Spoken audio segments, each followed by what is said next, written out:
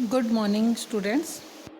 आज हम जो स्टार्ट कर रहे हैं बेटा डेवलपमेंट ऑफ राइटिंग का, इससे पहले हमने सारे वीडियोस आपको सेंड किए हैं। Development of writing Mesopotamian society में कैसे स्टार्ट हुई थी और कौन कौन से साइंस यूज़ किए गए थे। सभी सोसाइटी, जितनी भी सोसाइटी होती है, हर एक की अपनी लैंग्वेज होती है और वो क्या है, वो स्पोकन साउंड को यूज़ करते हैं। स्पोकन साउंड जिसका अपना एक मीनिंग होता है, मतलब कि हर कोई है, चाहे वो कोई भी सोसाइटी है, हर सोसाइटी का अपनी एक कोई लैंग्वेज होती है और वो जो लैंग्वेज होती है वो अपने मुंह से बोलते हैं। जिन शब्दों को बोला जाता है उनके अपने मीनिंग होता है। ये वर्बल कम्युनिकेशन कहलाता है। वर्बल होता है शाब्दिक रूप से, शब्द बोले जाते हैं, तो वर्बल कम्युनिकेशन होता है। राइटिंग भी वर्बल कम्युनिकेशन का ही एक पार्ट माना जाता है। Writing is to verbal communication but in a different way, लेकिन एक अलग तरीके से होता है। इसमें कुछ डिफरेंस होता है जो राइटिंग का है तो ये भी verbal communication, but it is in different manner. अब ये कह रहे हैं कि व्हाट इज़ स्क्रिप्ट। स्क्रिप्ट होती क्या है, ये क्वेश्चन है यहाँ पे। What is script? तो स्क्रिप्ट के क्या कहेंगे हम यहाँ पे। When we talk about writing और script we mean that spoken sounds are represented in visible signs. जब हम किसी राइटिंग या स्क्रिप्ट की बात कर रहे हैं तो इसका सीधा सा मतलब है कि जो स्पोकन साउंड है, जो मुंह से निकले हुए शब्द है, उनको विजिबल साइन, उनको लिखित रूप से रिप्रेजेंट कर देना। अगर हम कै बोल रहे हैं तो कै ऐसे लिखा गया, अगर हमने एम बोला तो एम को ऐसे लिखा गया। तो ये क्या है, ये स्पोकन साउंड है जिसको हमने विजिबल साइन दे दिया गया है। तो इसी को क्या बोलते हैं, राइटिंग या स्क्रिप्ट कहा जाता है। तो ये भी क्लियर हो गया कि व्हाट इज स्क्रिप्ट है। सबसे पहली जो मेसोपोटामियन टैबलेट है, टैबलेट का मीनिंग क्या होता है बेटा? टैबलेट पता है क्या होती है? जैसे ये शेप दे रखी है, इस तरीके की मिट्टी की एक ऐसे ही टैबलेट बना दी, मतलब एक जैसे तख्ती होती है ना, उस तरीके से बना दी जाती थी। जब वो गीली होती थी उसको थपकी लगा के, थाप के और अच्छे से उसको प्लेन कर दिया जाता था। उसी पे जब वो गीली होती थी तभी उसके ऊपर कुछ लिखा जाता था। जैसे कि कोई ट्रेडिंग कर रहा है, आपस में लेन देन कर रहा है, तो वो उसी के ऊपर तभी लिख दिया जाता, फिर उसको सुखाया जाता था। ये होती थी टैबलेट्स, और इन्हीं के ऊपर उस टाइम पे रिकॉर्ड रखा गया था मेसोपोटामियन सोसाइटी में। तो 3200 BC के आसपास रिटन टैबलेट पाई गई है। सबसे पहली जो मेसोपोटामिया की टैबलेट पाएगी वो 3200 BC की। इसके अंदर कुछ साइन और नंबर होते थे। 5000 तरह की मतलब अलग अलग चीज़ों की लिस्ट पाई गई है, जैसे oxen, fish, bread loaves, bread का टुकड़ा, उन सब की, इस तरीके की जो भी ऑब्जेक्ट थे उनके 5000 ऐसे ऑब्जेक्ट्स की लिस्ट पाई गई हैं। List of the gods that were brought into a और distributed from the temple of Uruk. जो लिस्ट पाई गई है वो उरुक के मंदिरों के आसपास पाई गई है। क्यों? क्योंकि वहीं पर ऐसा माना जाता है कि भाई ये डिस्ट्रीब्यूशन होता था। ये साउथ का एक शहर है Uruk, A city of the south, मतलब मेसोपोटामिया में जो साउदर्न पार्ट है वहाँ पर उरुक। आप जब आप मैप में देखेंगे ना तो वहाँ दिया हुआ है। क्लियरली इस बात से सामने आती है। Writing began when society needed to keep record of transaction. Writing तब शुरू हुई थी जब सोसाइटी को ट्रांजैक्शन का, जो भी लेन देन होता था उसका रिकॉर्ड रखने की रिक्वायरमेंट हुई, उसकी ज़रूरत हुई, तभी से राइटिंग की शुरुआत हो गई थी। क्यों? क्योंकि जो सिटी लाइफ है वो विदाउट ट्रांजैक्शन तो हो ही नहीं पाती थी। ट्रांजैक्शन होता था अलग अलग चीज़ों का, डिफरेंट थिंग्स का ट्रांजैक्शन होता था, तो उसका रिकॉर्ड रखना भी ज़रूरी था ताकि आपस में झगड़े ना हो। And involve many people and variety of goods, और इसमें बहुत सारे लोग शामिल होते थे इस प्रोसेस में, और अलग अलग तरह की वैरायटी की लिस्ट होती थी, अलग अलग तरह की वैरायटी की जो चीज़ें थी उनका एक्सचेंज होता था, ट्रांजैक्शंस होता था। यहाँ कुछ साइन दिखा रखे हैं, जैसे ऑक्स के लिए साइन होता था, या ये लिखानी है यहाँ पर ग्रेन फिश के लिए है, नंबर ऑफ बॉट के लिए लिखा हुआ है। ये भी कुछ ऐसे अक्षर लिखे हुए हैं, साइलेबिक साइन यहाँ पे दिखा रखे हैं जो कोनिफॉर्म है, जो नुकीले टाइप के दिखाए हुए हैं। तो ऐसे वर्ड, ऐसे साइन जो है यूज़ किए जाते थे मेसोपोटामियन स्क्रिप्ट के अंदर। नेक्स्ट कह रहे हैं कि जो मेसोपोटामियन थे वे मिट्टी की टैबलेट पे लिखते थे। मिट्टी की कले की बनी होती थी वो टैबलेट। ये क्या है? ये भी टैबलेट का ही है। इसमें जो टैबलेट दिखा रखी है ये क्या है? ये कोई मैथ की टैबलेट है, मैथ का ही ये रिकॉर्ड है। जैसे यहाँ पर एक ट्रायंगल बना रखी है, ऊपर कुछ लाइनें खींची हुई है, ऐसे ही यहाँ पर भी एक स्क्वायर बना रखा है, स्क्वायर का हाफ किया हुआ है।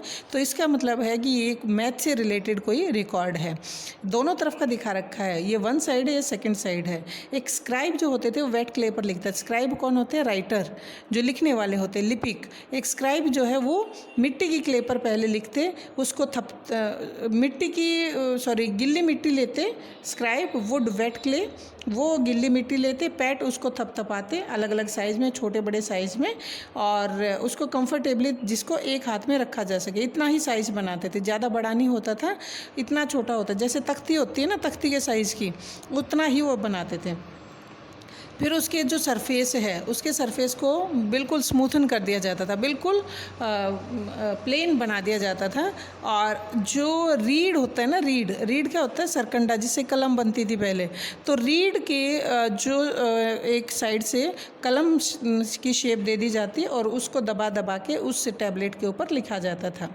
जब ये गीली होती थी, मॉइस्ट होती थी, तभी इसके ऊपर लिखा जाता था। Once dried in the sun then the clay would harden and tablet would be almost as indestructible as pottery. तो अगर एक बार ये धूप में सूख जाती थी, उसके बाद इसको मजबूत करना या उस टैबलेट को फिर डिस्ट्रक्ट करना बड़ा मुश्किल काम होता था। और जिस तरीके से पॉटरी या मटके वटके बनाए जाते, एक बार जैसे बन जाते वैसे बन जाएंगे, फिर तो सिर्फ टूटते हैं, उनके ऊपर लिखा नहीं जाता। रिटन रिकॉर्ड, जैसे कि मान लिया कि कोई भी ऐसा रिटन रिकॉर्ड जिसकी डिलीवरी का मतलब इररेलेवेंट हो गया है, जिसके बारे में जो इसका रिकॉर्ड रखना ज़रूरी नहीं है, जो बहुत पुराना रिकॉर्ड हो गया है, तो उसको क्या करते थे? उसको थ्रोन अवे कर दिया जाता था, उसको फेंक दिया जाता था। The tablet was thrown away. Once the surface dried sign could not be pressed on to the tablet.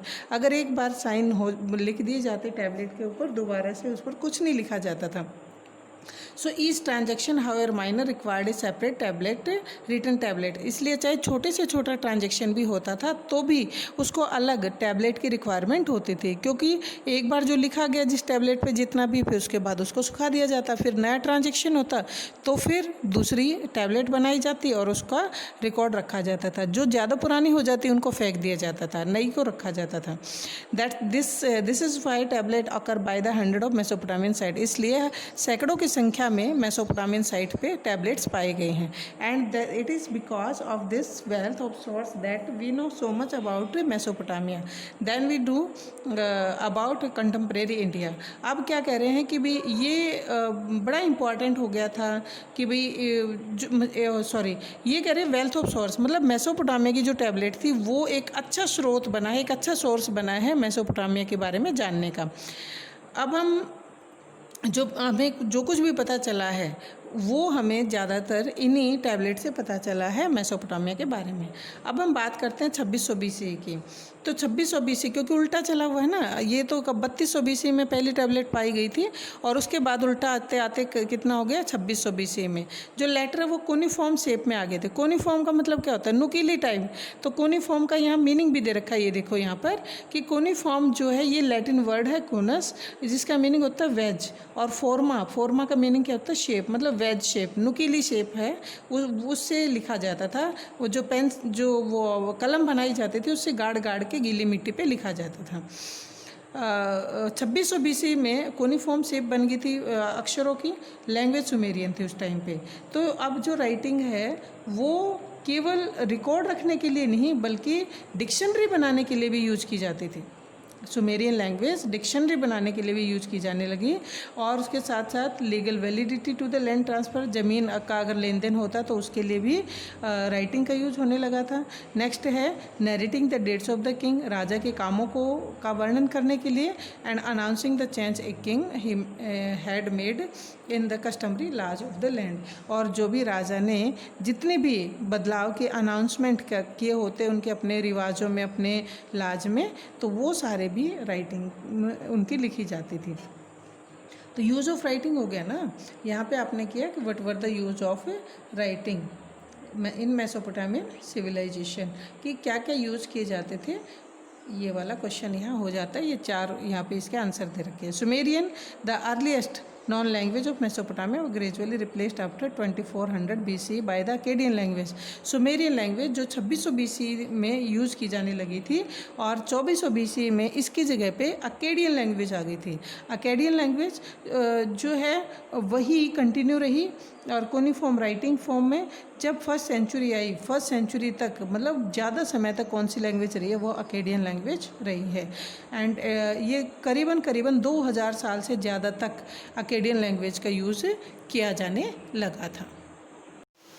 Next topic है बेटा द सिस्टम ऑफ राइटिंग। भाई राइटिंग का सिस्टम क्या था, लिखते कैसे थे, उन अक्षरों को कैसे यूज करते थे, तो उनके बारे में हम यहाँ डिस्कस करेंगे। और सिर्फ हो रहा है मेसोपोटामियन सिविलाइजेशन का, जो सभ्यता जो सिविलाइजेशन करीबन 5000 साल पुरानी थी और वहाँ उस दौरान राइटिंग और सिटी लाइफ शुरू हो गई थी।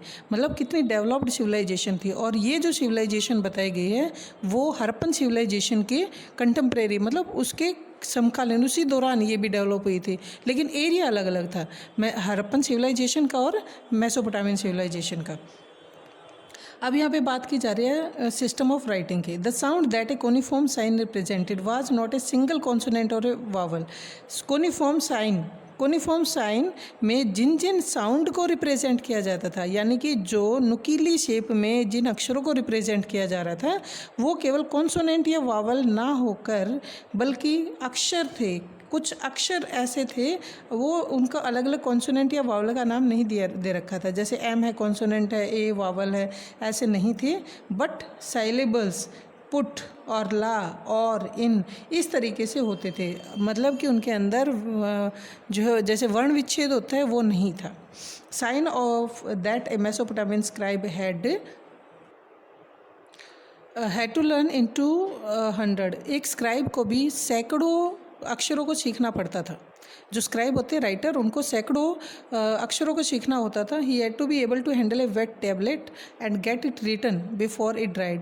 और उनको क्या था, उनको एक गिल्ली टैबलेट को हैंडल करना होता था, मतलब अपने पास रखना और वो जब उसके ऊपर लिखना जब सूखने से पहले, बिफोर इट ड्राइड, मतलब उस टैबलेट के सूखने से पहले उन्हें वो सारे लेटर्स लिखने होते थे उस टैबलेट के ऊपर किसी भी लिपिक को।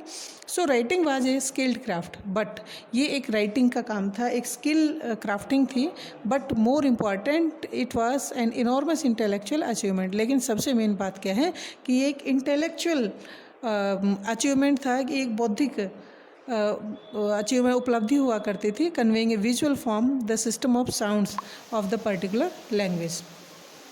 कह रहे हैं कि भाई ठीक है, ये पर्टिकुलर लैंग्वेज में ये सिस्टम था, ये साउंड्स होते थे और इनका अपना एक मीनिंग होता था। इस तरीके से उनका सिस्टम ऑफ राइटिंग था, मतलब कि एक कोई भी स्क्राइब था उसको 100 कम से कम 100 उसको साइन सीखने होते थे और उनको वो लिखना पड़ता था।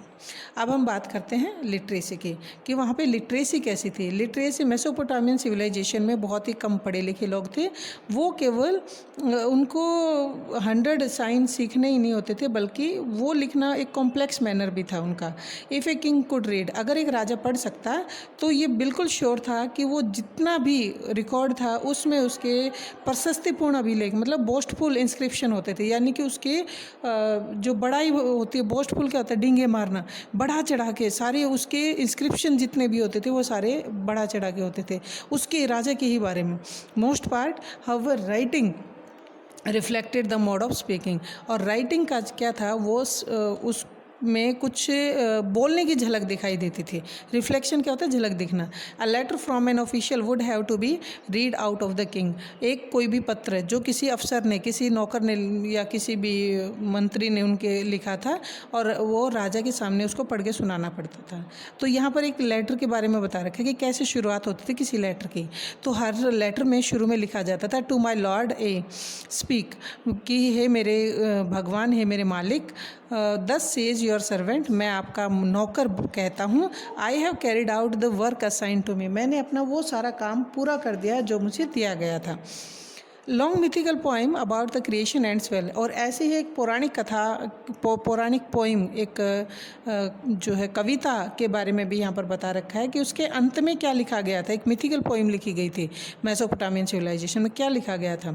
Let this versus be held in remembrance. ये सारे पद याद में रहने चाहिए, मेमोरी में रहने चाहिए। Let the Elder teach them. जो जितने भी एल्डर पर्सन हैं वो सारे अपनी नेक्स्ट जनरेशन को इनके बारे में टीच करें, पढ़ाएं। यानी किसके बारे में, उस मिथिकल पोइम के बारे में। Let the wise one and the scholar discuss them. जितने भी बुद्धिमान व्यक्ति हैं, जितने भी स्कॉलर मतलब विद्वान व्यक्ति हैं, वो इनके बारे में डिस्कस करें। Let the father repeat them to his son. फादर अपने बेटों को भी इसके बारे में बताएं। And even the herdsman, ears of the herdsman, यहाँ तक कि जो गवाले हैं उनके कान भी खुले रहें इस पोइम को सुनने के लिए। यानी कि इतनी ज़्यादा बढ़ा चढ़ा के लिखा जाता था और स्पेशल इसमें कुछ इंस्ट्रक्शन भी दी जाती थी। ये थी लिटरेसी के बारे में।